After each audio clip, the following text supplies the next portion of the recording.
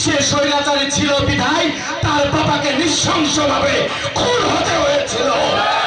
সেইভাবে শেখ হাসিনা যদি আজকে দেশ থেকে পালিয়ে না যেত, তার বাবার থেকে লজ্জাজনকভাবে শেখ হাসিনা বাংলাদেশের জনগণ পিটিয়ে হত্যা করত। 2008 সালে পাতানো একটি নির্বাচনের মধ্য দিয়ে, সেনা শাসনের মধ্য দিয়ে বাংলাদেশে একটি স্বৈরাচারী জুলুমবাদ, একটি ডাইনি সরকারের উদ্ভব হয়েছিল।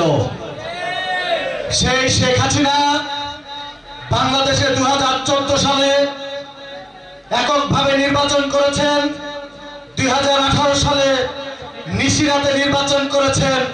শেষ যে নির্বাচন সে করেছেন, প্রতিটা ভোট কেন্দ্র দখল করে অবৈধভাবে নির্বাচন করে পুনরায় তার ক্ষমতা টিকিয়ে রাখার জন্য আপ্রাণ চেষ্টা করেছিলেন।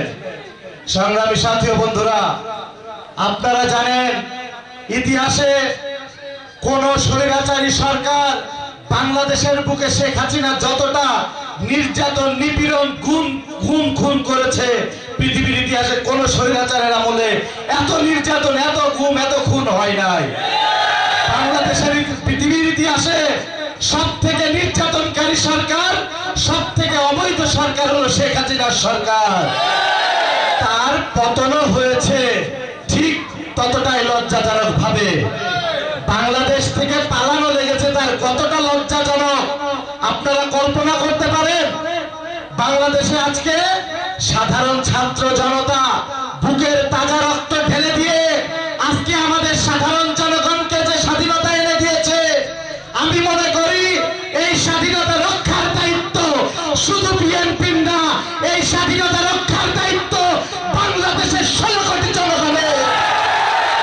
এই লুণ্ঠিত স্বাধীনতা আমরা হাতে পেয়েছি, এই লুণ্ঠিত স্বাধীনতা যদি আমরা রক্ষা না করতে পারি, তাহলে এই বাংলাদেশের বুকে আবার শেখ হাসিনার প্রেতাত্মাদের, হাইনাদের হাত মারবে, হাত বসবে, এটা আপনাদের মনে রাখতে হবে।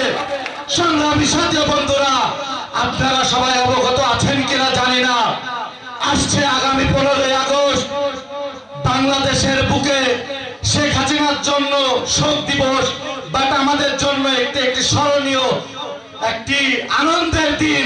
যেই দিনে বাংলাদেশের একদলীয় রাজনৈতিককরণ, স্বৈরশাসক শেখ মুজিবের পতন হয়েছিল, সেই শেখ মুজিবের মৃত্যুবার্ষিকী।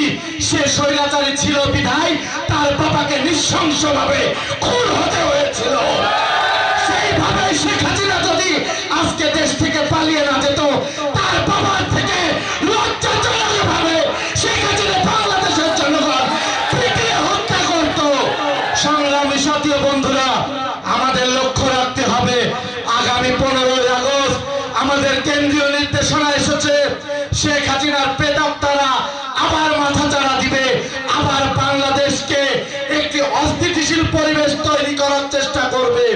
আমি বিএনপি সহ সকল অঙ্গ সংগঠন এবং বাংলাদেশের সকল জনগণকে বলতে চাই, আপনারা একত্রিত হন।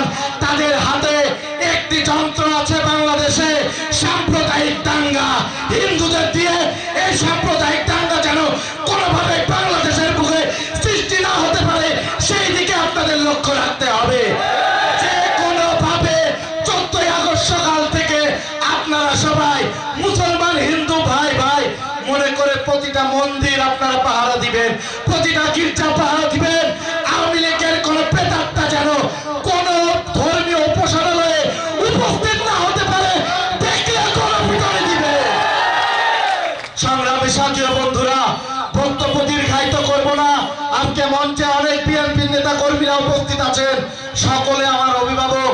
আপনাদের সকলের কাছে আমি বিনীতভাবে অনুরোধ জানাবো, বাংলাদেশে আওয়ামী লীগ সরকার এবং তাদের প্রেতাত্মারা যে পরিমাণ নির্যাতন করেছে, আপনাদের কাছে করজোড়ে অনুরোধ।